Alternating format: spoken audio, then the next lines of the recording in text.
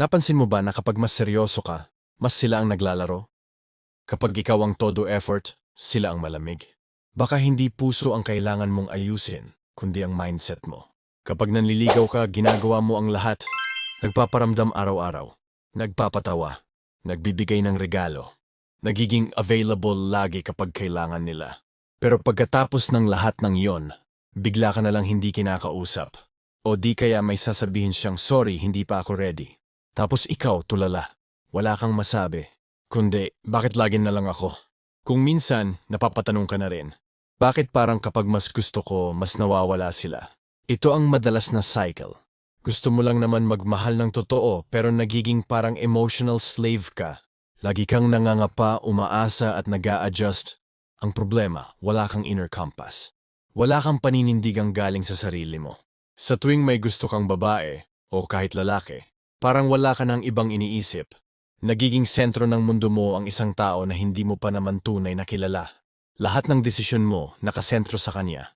Pupunta ka lang sa gym kasi baka makita ka niya. Magpo-post ka ng story para mapansin ka. Hindi ka makatulog kasi seen lang ang chat mo. Kapag sinagot ka, sobra kang saya. Pero kapag wala kang narinig, parang gumuho ang mundo mo. Tanong, ito ba ang klase ng pagmamahal na gusto mong danasin buong buhay mo? Kapag ganito ka, hindi na pagmamahal ang umiiral, kundi attachment, neediness at emotional instability. Dito papasok ang konsepto ng Stoicism. Ang Stoicism ay isang ancient philosophy mula sa mga tulad ni Marcus Aurelius, Epictetus at Seneca. Ang pangunahing tanong nito, paano ako magiging kalmado, matatag, at disiplinado sa mundong puno ng uncertainty? At alam mo bang pwedeng-pwede itong i-apply sa panliligaw? Dichotomy of control. Sa Stoicism, laging tinatanong, ano ang kontrolado ko? At ano ang hindi? Sa panliligaw, kontrolado mo kung gaano ka kadesente makitungo. Kontrolado mo kung paano ka magsalita. Kontrolado mo kung anong version ng sarili mo ang ihaharap mo. Pero, hindi mo kontrolado kung magugustuhan ka niya. Hindi mo kontrolado kung kailan siya magre-reply. Hindi mo kontrolado kung ready siya sa relationship. Kapag inalala mo ang hindi mo kontrolado, nagkakaroon ka ng anxiety. Pero kapag tinanggap mong hindi lahat ng bagay ay para sa'yo, doon ka nagkakaroon ng peace, preferred indifference. Sabi ni Epictetus, some things are preferable but not necessary. Gusto mong magkaroon ng girlfriend-boyfriend? Ayos lang. Pero hindi mo ito kailangan para maging buo ka. Hindi ka magiging mas mababa kung hindi ka piliin. At hindi ka magiging mas mataas kung sagutin ka. Relationship ay bonus, hindi mission. Kapag ganito ka mag-isip, hindi ka mag-overthink. Hindi ka kakabahan kapag nagte-text. Hindi ka matatakot na baka hindi ka gusto. Dahil ang halaga mo, nanggagaling sa sarili mo. Isipin mo ang dalawang lalaki. Lalaking driven by emotions. Nagmamadali. Konting scene lang parang end of the world. Mahilig sa grand gestures kahit hindi pa sila. Magkukwento ng lungkot kapag hindi pinansin. Nakadepende ang self-worth niya sa sagot ng babae. Lalaking stoic sa panliligaw. Chill pero consistent. May sariling buhay, career, gym, hobbies, pamilya. Nagbibigay ng effort pero hindi overkill. Hindi nai-insecure sa silence. Alam niyang kapag hindi siya pinili, hindi siya nabawasan. Anong lalaki ang pipiliin mo kung ikaw ang babae? Yung emotionally dependent? O yung self-controlled, calm and composed? Ito ang magic ng Stoicism. Hindi ka nawawalan ng emosyon, pero natututo kang huwag nitong hayaang sirain ang paninindigan mo. Handa ka bang pumasok sa panliligaw na hindi ka lalamunin ng emosyon? Handa ka bang kontrolin ang sarili mo, sa halip na kontrolin ang babae? Sobrang effort ka, pero parang wala lang sa kanya? Baka hindi effort ang kulang. Baka boundaries ang wala. Lahat binigay mo na, good morning text, food delivery sa bahay. Nagpaparamdam sa tuwing malungkot siya. Kahit gabing-gabi na, handa kang makinig sa drama niya. Pero habang tumatagal, parang lalo siyang lumalayo. Ang masakit pa, minsan sasabihin pa niya, ang bait mo, pero sorry, hindi ko talaga maramdaman. Tapos ikaw mapapatanong, ano pa bang kulang? Hindi ba sapat ang kabaitan ko? Kapag sobra kang attached, nawawala ang sarili mong center.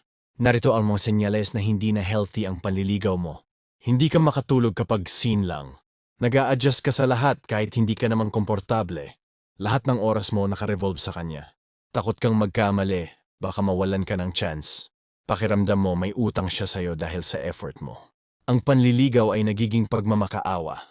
Hindi na ito offer of love, kundi plea for validation. Tanong, paano ka igagalang kung ikaw mismo wala ka ng galang sa sarili mong limits? Sa Stoicism, ang pinakamahalagang principle ay control what you can, let go of what you can't. Premeditatio malorum. Ang tawag dito ay preparation sa pinakamasamang pwedeng mangyari. Bago ka mag-message, itanong mo sa sarili mo, paano kung hindi siya mag-reply? Paano kung hindi niya ma-appreciate? Paano kung hindi niya ako piliin? Kapag ready ka sa pain, hindi ka masyadong masasaktan. Hindi ka umaasa sa resulta. Inaayos mo lang ang sarili mong pagkilos. Stoic quote, "He is a wise man who prepares for disappointment while still doing his best." Negative visualization. Isipin mong hindi ka niya sinagot. Isipin mong hindi siya nagpakita ng interest. Tapos tanungin mo, buhay pa ba ako? Kumakain pa rin ba ako ng 3 beses? May mga taong nagmamahal pa rin ba sa akin? Pamilya, kaibigan, sarili ko? Makikita mong hindi pala siya ang mundo mo.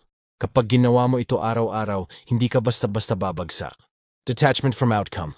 Gawin mo ang best mo pero huwag kang magpakulong sa resulta. Sa halip na, sana sagutin niya ako, gawin mong, gagawin ko to dahil gusto kong magpakatotoo, hindi dahil gusto kong mapansin. Kapag wala kang attachment sa resulta, mas relaxed ka, mas confident, mas totoo. Example, the emotional guy. Nagpapadala ng pagkain araw-araw. Parating nagpo-post tungkol sa kanya. Nagbabanta ng hindi na ako magpaparamdam kapag di siya pinansin. Umiiyak kapag hindi napansin. Resulta? Lumalayo ang babae. Bakit? Nakaka-pressure, nakaka-drain, nakaka-turn off. Example, the stoic man. Magalang, clear sa intentions. Nagpaparamdam pero hindi demanding. Nagbibigay pero hindi nag-e-expect ng kapalit. May sariling mundo, work, hobbies, friends. Resulta? Mas interesado ang babae. Mas naa-attract siya sa composure. Real talk. Hindi effort ang hinahanap ng babae, kundi presence, paninindigan, at emotional strength. Stoic exercises para sa'yo ngayon. Journaling prompt tonight. Ano ang bagay na pinaghirapan ko sa panliligaw na hindi ko kontrolado ang resulta? Anong emosyon ang gusto kong i-let go para maging payapa ako? Mindset check tuwing umaga. Gagawin ko ang tama, pero hindi ako magiging alipin ng resulta. Lalaki ako ng prinsipyo, hindi ng pagmamakaawa. 1-week challenge. Pagpatuloy ang iyong panliligaw, pero bawasan ang mga over-effort. I-test kung anong pakiramdam na hindi sobrang attached. Pumili ka. Gusto mo bang magpatuloy sa cycle ng overgiving, overthinking, and overhurting? O gusto mong magbago? Kapag hindi ka marunong magpakita ng interes, nang may dignidad, magmumukha kang desperado. Pero kapag kalmado ka, mas nagiging kaakit-akit ka. Marami ang natatakot sa pag-approach sa personal, pag-hi sa babae sa chat, usas ng diretsuhan, pagiging totoo habang kinikilala ang gusto nila. Madalas ganito ang nangyayari. Overthinking bago mag-send ng message. Binubura at pinabalik ang sinulat. Naghihintay ng hours or days para sa reply. Kapag nakita sa personal, hindi makatingin sa mata. Umaasa na siya na lang ang gumawa ng move. Tanong, kung gusto mo siya, pero hindi mo kayang ipakita ng kalmado at matino, sino ang matatalo? Kapag walang stoic mindset, halata sa kilos ang kaba. May pagka-people pleaser. Laging naghahanap ng approval. Sa tone of voice ang insecurity. Hindi makasabay sa normal na usapan. Ang babaeng nakakausap mo, mararamdaman niya yan. Hindi mo man sabihin, mababasang kulang ka sa self-confidence at internal control. At ito ang masakit. Kapag naramdaman niyang wala kang paninindigan, mawawala ang respeto. Walang attraction kung walang tension. Walang tension kung wala kang presence. At walang presence kung wala kang inner stability. Train the mind first, not the script. Hindi mo kailangang maging witty o funny. Ang una mong kailangang gawin, linawin ang intensyon mo. Sabi ni Marcus Aurelius, "You have power over your mind, not outside events. Realize this and you will find strength." Kapag lumapit ka sa isang babae, hindi para i-please siya kundi kilalanin siya. Hindi para makuha ang atensyon niya, kundi mag-offer ng presence mo. Use calm, direct, and honest energy. Sa chat or in person. "Hi, I noticed something about you. You seem interesting. Okay lang ba kung makipagkwentuhan?" Simple, walang pressure, clear. Hindi ka nagsasayang ng salita para magpa-cute. Hindi ka rin takot kung di siya interesado dahil stoic ka. Kontrol mo ang sarili mo, hindi siya. Be comfortable with silence. Minsan, uncomfortable ang usapan. Minsan, wala siyang reply agad. Ang stoic, kalmado, hindi reactive. Hindi mo kailangan sabayan ang takot ng katahimikan. Minsan, ang pagiging tahimik mo ay tanda ng confidence. Gamitin ang 4 stoic virtues sa pakikipag-usap. Prudence, maging mahinahon at maingat sa sinasabi. Hindi kailangan lahat ng banat ipasok. Piliin mo ang may laman. Piliin mong hindi magmukhang pilit. Fortitude, huwag matakot sa awkward moment o rejection. Walang takot dahil kaya mong tumanggap ng sagot, ano man yun. Justice, respetuhin siya bilang tao, hindi trophy. Makipag-usap ka para makilala siya, hindi para makuha lang siya. Temperance, ibalanse ang energy. Hindi mo kailangan maging sobrang intense. Baka kasi nakakapanliit na o nakaka-turn off na. Example, the insecure guy. Chat ng chat kahit walang reply. Parating may, tuwing hindi sinagot agad. Nahihiya tuwing kaharap. Hindi makatingin sa mata. Nagsasalita ng mabilis at barubal sa takot na mapahiya. Resulta, mukhang hindi niya alam ang ginagawa niya. Walang tension. Walang respeto. Example, the stoic conversationalist. Nag-message ng simple pero malinaw. May sariling schedule. Hindi nagmamadali. May sense of humor pero hindi trying hard. Nagbabahagi pero marunong makinig. Nakakatitig habang nakangiti. Relaxed. Resulta, nakakagaan kausap kahit di pa siya sigurado, napapaisip siya. Ibanto, hindi siya tulad ng iba. Practical stoic exercises sa communication. Dialogue practice. Daily. Tanong sa sarili, paano ko siya kakausapin kung hindi ko iisipin ang resulta? Noong version ko na pinaka-authentic pero grounded. Example lines. Hay, wala lang. Gusto ko lang sabihin na ang kalmado mo. Nakakahawa. May sense ka kausap. Anong huling bagay na pinagkaabalahan mong seryoso? Evening reflection prompt. Ano ang sinabi ko ngayon na totoo sa akin? Nagpakita ba ako ng presence at respeto? O sumipsip lang ako? Nasunod ko ba ang virtues ng stoicism ngayong araw? Ngayong natutunan mo kung paano makipag-usap gamit ang stoic mindset, gusto kitang hamunin. Bago ka muli mag-chat o lumapit sa gusto mo, gawin mo muna ang stoic check. Clear ba ang intention ko? Kalmado ba ako kahit hindi niya ako gusto? Magiging buo pa rin ba ako kahit hindi siya sumagot? Kung oo ang sagot mo, ready ka na sa next level. Ginawa mo na lahat. Nagpakumbaba ka, naghintay ka, nagmahal ka. Pero sa huli, hindi ikaw ang pinili. Tanong, dapat ka bang masira? O dapat ka bang tumayo? Hindi ka naman demanding. Hindi ka rin naman bastos. Genuine ang feelings mo. Walang halong laro. Pero kahit anong effort mo, iba ang pinili niya. O mas malala, hindi ka man lang binigyan ng pagkakataon. Ngayon, nandyan ka. Tahimik. Hindi makakain. Hindi makatulog. Iniiwasan ang mga lugar na may alaala nyo. Bakit? Dahil kahit hindi kayo naging kayo, parang nawalan ka pa rin. Kitsu ang pinakamasakit sa lahat. Wala kayong label, pero ramdam mong nawalan ka. Wala kang kontrata pero para kang iniwan. Kasi ang tunay na sugat, hindi laging galing sa breakup.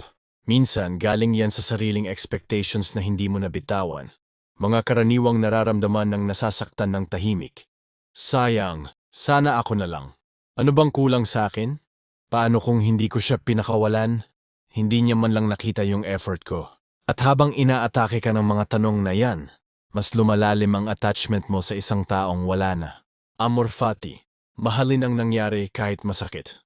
Sabi ni Marcus Aurelius, accept whatever comes to you woven in the pattern of your destiny, for what could more aptly fit your needs. Ibig sabihin, tanggapin mo ang nangyari, hindi dahil masaya ka rito, kundi dahil ito ang totoo. Hindi ako pinili, pero ito ang dapat mangyari. Masakit, pero ito ang magpapalakas sa akin. Hindi lahat ng gusto mo, makukuha mo. At hindi lahat ng hindi mo nakuha ay masama para sa'yo. Control the narrative. Tanungin mo ang sarili mo, anong kwento ang ikukwento ko tungkol dito sa sarili ko? A. Kwento ng lalaking iniwan, ginamit, binaliwala? B. O kwento ng lalaking nagmahal, nagpakatotoo, pero hindi pinilit ang hindi para sa kanya? Stoics own their story. Hindi mo kontrolado ang ending, pero kontrolado mo kung paano mo ito titingnan. Focus on what you can build now. Wala na siya? Ayos lang. May oras ka na ulit para sa personal goals, fitness journey, learning new skills, Pagbapper o no finger moments. Kapag iniwan ka niya, binigyan ka niya ng puwang para bumuo ng mas matibay na sarili. Journaling at reflection practice. Bago ka matulog, isulat mo. Ano ang natutunan ko sa kanya? Ano ang naibigay ko na totoo? Ano ang susunod kong hakbang bilang isang stoic? Saan ko ilalagay ang energy ko ngayon na hindi na siya? Gamitin mo ang pagsusulat para alalahanin. Ikaw pa rin ang may hawak sa sarili mo. Example, the resentful guy. Pinipilit pa rin makipagbalikan. Nagpo-post ng hugot. Laging galit. Laging malungkot. In denial na tapos na. Umaasa sa closure na hindi dumarating. Resulta, mas lalo siyang nawawala. Walang peace. Walang respeto sa sarili. Example, the stoic guy.